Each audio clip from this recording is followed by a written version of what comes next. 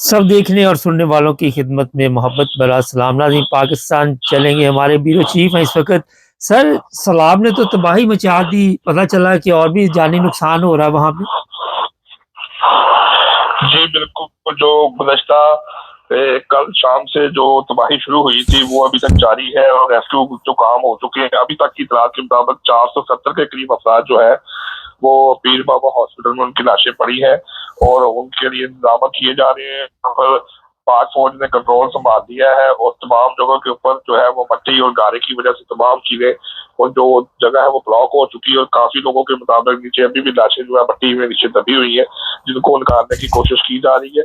तो मुसलसल जो है दरियाए सवार जो है वो बिल्कुल बिफर चुका था और सबसे ज्यादा तबाही जो है दरियाए सवार पे तुगयानी की वजह से हुई है। उसके बाद जो पहाड़ी इलाके से जो मट्टी के तोड़े और जो लैंड स्लाइडिंग हुई है उसकी वजह से मजीद उस दरिया के अंदर जो तुगयानी बढ़ गई है, जिसकी वजह से आगे आने वाले मकानात और चीजें सारी तबाह हो गई है।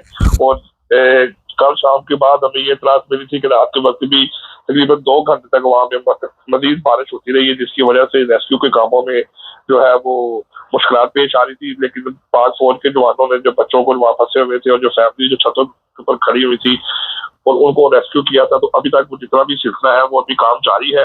और इमदादी कामों के लिए इस्लामाबाद की तरफ से भी और जो लाहौर लाहौर है, पंजाब गवर्नमेंट है लाहौर में, वहां से भी और कराची से भी जो है वो इमदादी सामान और ट्रक जो है वो खैबर पख्तूनख्वा के लिए रवाना कर दी गई है, जिसमें बहुत ज्यादा तादाद में खैमे, कम्बल और खाने पीने और मेडिकल की अद्वियात है कि जो वहां पर पहुंच के तो वहां पर उनको दी जाएंगी, जिससे वो उनको रेस्क्यू किया जा सकेगा।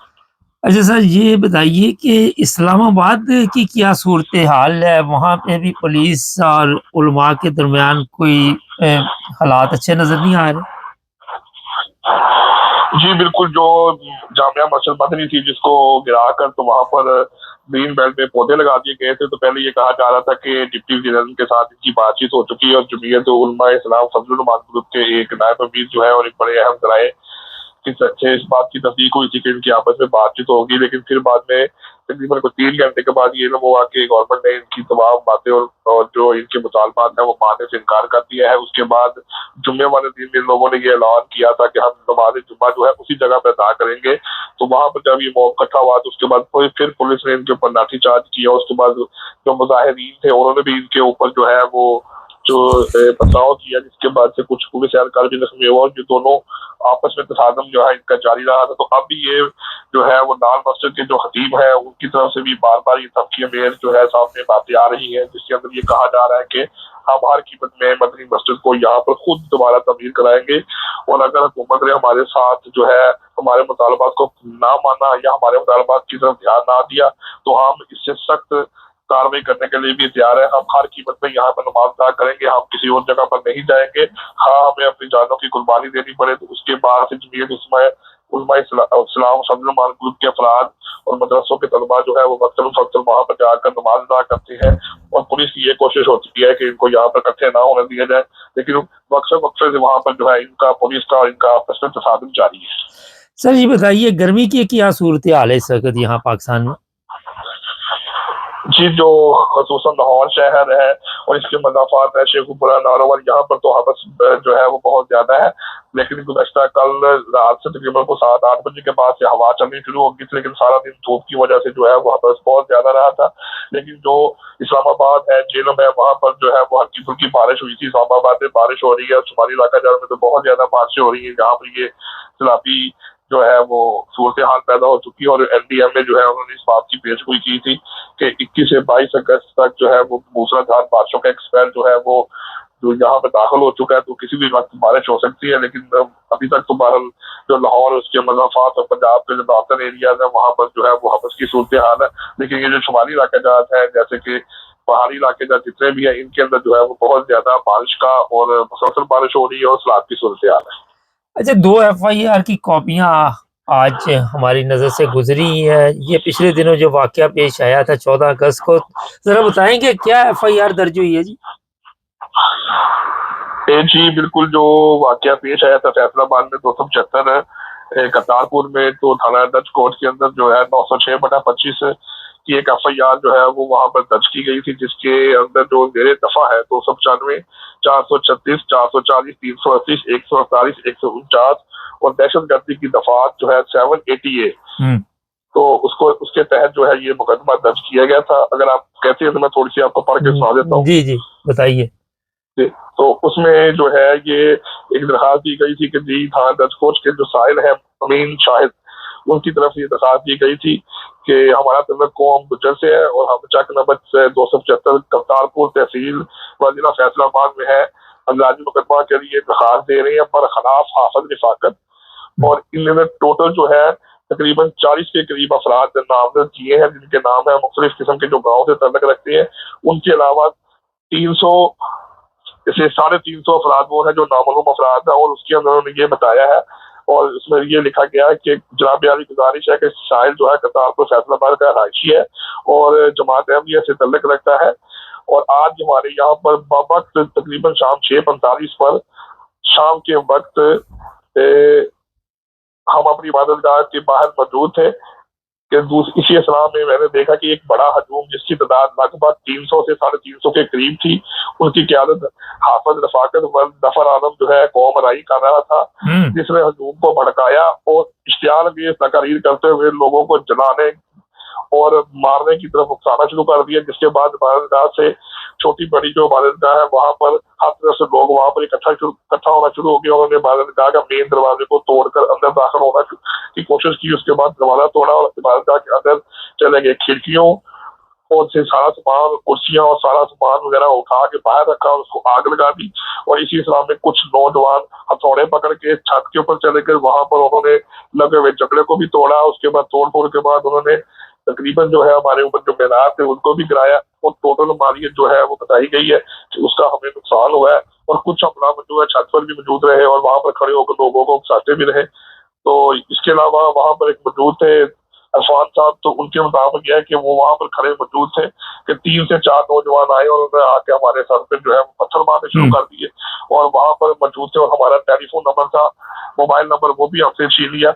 तो अब इन लोगों ने हमारी इबादतगाह को नुकसान पहुंचाया है, तोड़ फोड़ की है, मीनार तोड़े हैं और इबादतगाह का बाकी सामान जो है उसको जला दिया है। और इसके अलावा मोबाइल भी चोरी किया है। और ये सारा काम करके लोगों ने बहुत ज्यादा हमारे साथ सख्त ज्यादती की है। लिहाजा इनके खिलाफ जो है कानून के मुताबिक जो है वो और इनको करार वाकई सजा दी जाए, इनको गिरफ्तार किया जाए। तो इसके बाद जो है वो पुलिस की तरफ से जो ये दफात है 295, 436, 440, 380, 148 और 149 और 788 एंटी टेररिस्ट कोड, इसके तहत मुकदमा दर्ज कर दिया गया। और इसके बाद अभी तक जो है 3 से 4 अफराद की गिरफ्तारी की इतलात मिल चुकी है जो कि उस वक्त जुलूस में मौजूद थे। और पुलिस ने ये दिया है, जो आज हमारी पुलिस के जराये से बात हुई है तो पुलिस ने कहा है कि हमें एसपी साहब की तरफ से सख्त आर्डर है कि जिन लोगों के नाम इस एफआईआर में दर्ज है और जो लोग वहां मौजूद है, सीसीटीवी की फुटेज की मदद से या सोशल मीडिया की रिपोर्ट की मदद से हर बंदे को फौरी तौर पर गिरफ्तार किया जाए और उनका चालान बना के पेश किया जाए। तो पुलिस जो है वो अभी तक इस बात पर वो कोशिश कर रही है कि हम जितनी ज्यादा जल्द हो सकेगा इन सारों को गिरफ्तार करें। जो साहब क़यादत कर रहे थे उनकी गिरफ्तारी अमल में आई?